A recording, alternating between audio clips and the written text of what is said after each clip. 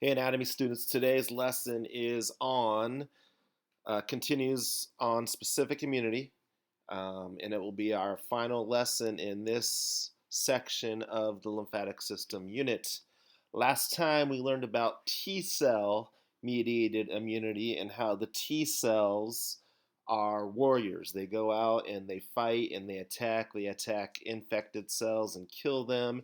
They attack actual cancer cells, and unfortunately, they attack transplanted cells from like a heart transplant or a kidney transplant. Today, we talk about B cell antibody mediated immunity. And we somewhat know about antibodies already. We want to get a lot more specific today to finish off specific immunity. So, remember, B cells are made by bone marrow, and after they are made in the bone marrow, they go out into the lymphatic organs. So they're going to sit around in the lymph nodes. Remember, we have 600 of those. They're going to sit around in the spleen.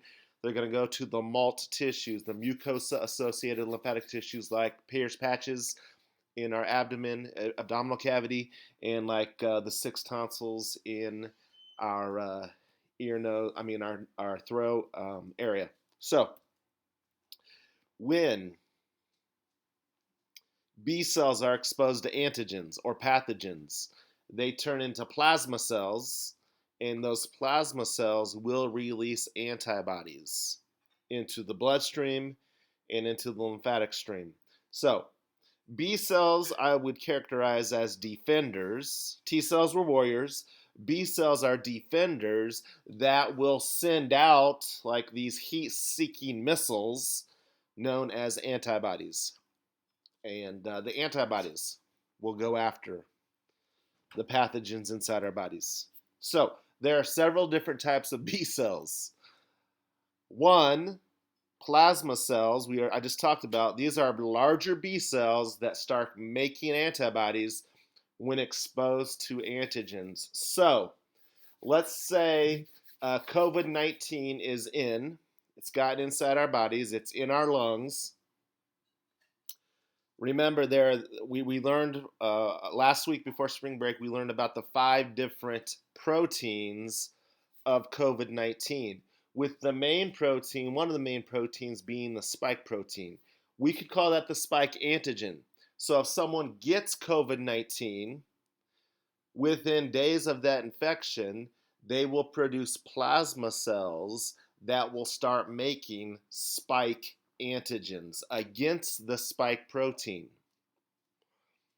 and would possibly do that with some of the other COVID-19 protein antigens that we talked about.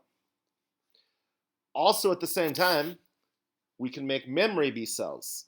So we talked about memory T cells last time. Memory B cells, very much the same thing. They remember those antigens such that if they reappear again, they will immediately attack those antigens, pathogens, to get rid of them. Antibodies. So we learned about antibodies when we talked about mismatched blood transfusions, and we talked about antibodies a little bit throughout this unit. They're made by B cells, and they combine with an antigen that cause their production. So in other words, what I just said, the COVID-19 spike protein antigen will cause our bodies to make the spike protein antibody. And that will take some time to do that. In the end, there are 5 different types of antibodies, and another name for them are immunoglobulins. And I want to go through those 5 types. But before I do that, how do antibodies work? How do they get rid of pathogens? 1, they are going to neutralize the pathogen. In other words, try to prevent those pathogens from infecting. So, for example, let's say that COVID-19 is it's floating around inside your body, in your lungs, whatever. And so you'll have the COVID-19 antibodies attached to the COVID-19 proteins to prevent it from actually infecting those epithelial cells inside the lungs. Also, antibodies will immobilize bacteria. So, kind of the same thing. They will attach to bacteria to prevent those bacteria from moving around the body and infecting different parts of the body. Antibodies, a glutinate antigen that basically agglutination is a clumping sort of thing. So it's kind of the same thing I just talked about, where antibodies will attach to antigens to prevent the free movement and infection throughout the body of those antigens. Complement activation. So complement, we talked about really the first week of this unit. And if you go back, complement is basically a protein made, an antimicrobial protein made by our bodies that will help in terms of preventing viruses and some other things from replicating. And then the biggest thing is that antibodies will enhance phagocytosis. In other words, it will be like a call out to those macrophages and to those neutrophils to come to the area to literally eat the antigens, to eat the COVID-19, to get rid of the COVID-19, to destroy the COVID-19 so that it cannot infect any other lung cells. This is what an antibody looks like.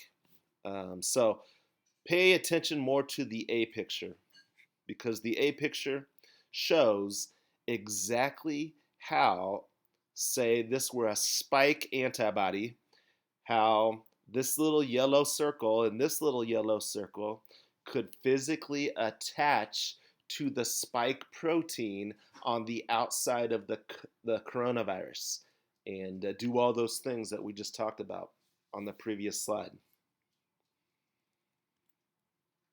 Let's go through the 5 types of antibodies. The first one, IgG, which literally stands for immunoglobulin G. This is the most common antibody made by B plasma cells. You can find them in your bloodstream, you can find them in your lymphatic stream, you can find them in your intestines. Their job is to get rid of bacteria that invade the body and to get rid of viruses like COVID-19 that enter the body. A special thing that they can do is they can cross the placenta during pregnancy, such that very much a newborn baby has a little bit of its mother's immunity and ability to fight infection. That will wear off. So eventually that newborn baby will have to make its own specific immunity, but for a month or two, it is protected because of the antibodies that the mother has and the diseases the mother has gotten throughout her life. IgA is the second type of antibody that stands for immunoglobulin A. You can find that in your secretion, so you can find it in your sweat, your tears, saliva, etc. Breast milk also, and same thing. IgA will go after bacterial infections and viral infections like the coronavirus. Some bacterial infections, staph infections, strep infections, just to name a few. And of note, breast milk.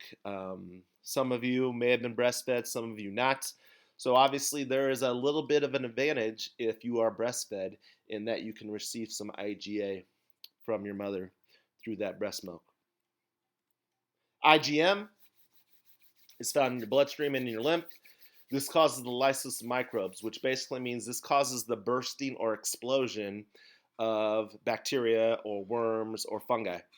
And we've actually talked about IgM already, antibody A and antibody B, found in O blood type people, A blood type people, B blood type people. Those are IgM type antibodies. IgD is found on the surface of a B cell, and its job is to activate the B cell to become a plasma cell to start making antibodies. So really it's an antibody that causes the production of all the other antibodies. And then finally, IgE, the fifth and final antibody, is found in our white blood cells. For some of you, it's very overactive with allergies. And one of the most common conditions that students at Yorktown High School have would be allergies. I have allergies also, which basically means I and a lot of you would be stimulated by environmental type things like pollens and grasses and molds and dust mites and leaves. So we kind of overreact when those things get inside our body and have a little allergic reaction to those things when they get in. Interestingly, IgE also protects against parasitic worms, which are not a big thing in the United States. Not too many of us get worms, like hookworms, pinworms, to name a few, tapeworms. But if you did, IgE would be responsible for trying to get rid of those worm infections. And that's it. That's pretty simple in terms of antibody mediated immunity. Now, to finish off specific immunity, I want to go to how we humans have figured this out and kind of use it as an advantage to try to prevent disease before we ever get a disease in the first place. And this would cause long lasting immunity, and it would apply to vaccinations, which all of you have had. So, the whole point of vaccinations is to create antibodies and lymphocytes that are specific to a disease. So the B cells and the T cells are examples are the two of the lymphocytes we know about. Why would we get a vaccine? Why would we get a shot? It basically would be so we can go straight into attacking those things before they ever infect our bodies, before they cause disease. The response is much quicker if we already have those B cells and T cells made for that specific disease. The first time you're exposed to something, it takes your body a few days to respond to that. So if I get exposed to COVID-19, we are seeing it takes about 5 days, 5 to 14 days really, for people to start responding. It's right now is averaging about 5.1 to 5.2 days before you actually even see any symptoms of COVID-19. And I would say that once you start seeing symptoms, that's an indication that your body is trying to start to fight off the COVID-19 in the lungs. The problem is the COVID-19 is already infected. So you don't have the antibodies, you don't have the B cells and the T cells in place yet to start fighting off the COVID-19. So you get sick. And that's the way it is with most viruses. If you get the flu, it's going to be at least a 10-day disease for your body to try to get rid of the flu. If you're exposed a second time to the exact same virus or pathogen, it only takes your body a few hours to respond. And in those few hours, you can get rid of the disease before it massively infects your body. So that you don't get sick. Now, you might feel a little bit tired, you might get a headache, something like that, but in the end, you don't get the true full-blown illness. And this is the whole point of vaccinations, is we want to make your bodies think that you are seeing something for the second time, even though it may be the first time you're exposed to the flu virus. You've gotten the flu shot, now your body's ready once you breathe in that flu virus. Memory T cells, memory B cells, we already talked about how they can be long lasting. They can last for up to 20 years. In theory, we'd love if it could last forever. And for some diseases, it does last longer than 20 years. Some diseases, not so much, like tetanus. We know you have to get a tetanus shot every 7 years. So the long lastingness of the vaccination for tetanus is shorter than normal. But in theory, if we were to get COVID-19, we should never get that COVID-19 disease again, because we would have the B cells and the T cells that remember that COVID-19 and eliminate it before it causes infection, which is why they are trying to make a COVID-19 vaccination right now. And unfortunately, it will take probably another 11 months before we have that available to us. But I certainly would be, at this point, one of the people in line to get that COVID-19 vaccination here next February or March. So immunizations, vaccinations, same thing. Two different types. You could receive a live weakened microbe, or you could just receive the antigens from a microbe. There are advantages to both of these, and there are disadvantages to both of these. Let's go with the live weakened microbes first. Which would basically mean that they are giving you a shot that has the actual virus in it, but in a weakened form. The advantage is you can have a much better immune response to that virus, um, and make an even stronger immunity. The disadvantage to the weakened microbe is there is a small chance that you could actually get the disease. And I know when they did the smallpox vaccinations, they did use a weakened virus for the smallpox vaccination. So I forget the exact stat, but something like 1 in every 100,000 people would get smallpox, which is a deadly disease. So that's like the risk in a weakened virus. The other one is how most vaccinations are delivered to us, antigens, where you cannot get the disease. That's the advantage. You cannot get the disease from an antigen vaccination. It's impossible.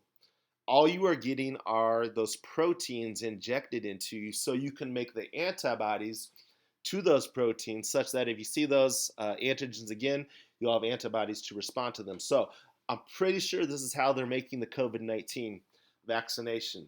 They are isolated the spike protein plus some other proteins from COVID-19 from the virus itself. They're going to put that into a shot and inject those proteins into us next February or March. The disadvantage to that is you may not have as strong of an immune response, which could make it more likely that you could get the actual disease even if you're exposed to it. A disease I know this happens with a little bit is a disease called pertussis, the whooping cough, which you've all been vaccinated for, where you receive the pertussis whooping cough antigens, and I've known 2 or 3 students that have taken anatomy that have gotten whooping cough even though they've been vaccinated. So that is the disadvantage. When you get a vaccination, B cells and T cells are activated. Memory cells are activated such that if you're exposed again, your body will initiate that secondary response, respond within hours to prevent the infection from actually happening. So disease is usually avoided when you get a vaccination. And that's the whole point of vaccinations. We're using what we know about the immune system to make it appear that we've already gotten the disease when we haven't, such that if we see it again, we get rid of that pathogen, that antigen. The Centers for Disease Control currently recommends vaccinations for these diseases. So, a lot of you have received these vaccinations from the time you were 2 or 3 months old all the way up until now. And you pretty much had to provide the Yorktown schools with proof that you have received these vaccinations. So, chickenpox, we know about that. Diphtheria, don't know too much about that. It's a really rare disease in the US. Flu is a choice, so you do not have to get the influenza vaccine if you do not want to. I personally make that choice every year. I've been getting flu shots for at least the last 23 or 24 years, every year. Hepatitis, you are vaccinated for. I am not. As I was growing up, we were not offered hepatitis vaccines. Haemophilus influenza is a bacterium. HPV is another choice. HPV is the virus that causes genital warts. Very highly recommended for females because genital warts can lead to cervical cancer, which is a deadly cancer. And now it's this HPV vaccine is being offered to both males and females. And yes, I did make the choice for my twin 15-year-olds. They both have received the HPV vaccine. It's called Gardasil, and I think you get 2 or 3 shots with that one. Measles is skin, full body disease. Meningococcal is meningitis. Mumps would be an infection of the lymph nodes where your lymph nodes get really big. Pneumococcal for pneumonia. Polio, we've almost eradicated, really bad in the early 1900s. Rotavirus, some of you have been vaccinated for, or you got the disease. Most people get the rotavirus disease when you are little, like in daycares or whatever, kindergarten. It's a diarrhea slash vomiting disease. It's not fun. Rubella, most people don't get anymore. Shingles is a choice. In fact, I should probably make that choice. I should probably choose to get the shingles vaccine because I have gotten chickenpox before, and chickenpox can lead into a shingles situation. Tetanus, we have to get every 7 years. It leads to lockjaw, where basically all your muscles lock up, and I already talked about whooping cough. If you travel, you might consider getting some of these vaccines also with really, I don't think I need to talk about any of these diseases. A lot of these diseases are tropical diseases carried, or not a lot of them, but several of them are carried by mosquitoes, um, and a lot of these are not fun diseases to get. All right, that is your lesson on antibody-mediated immunity and vaccinations. Next, you'll take a quiz over what we talked about.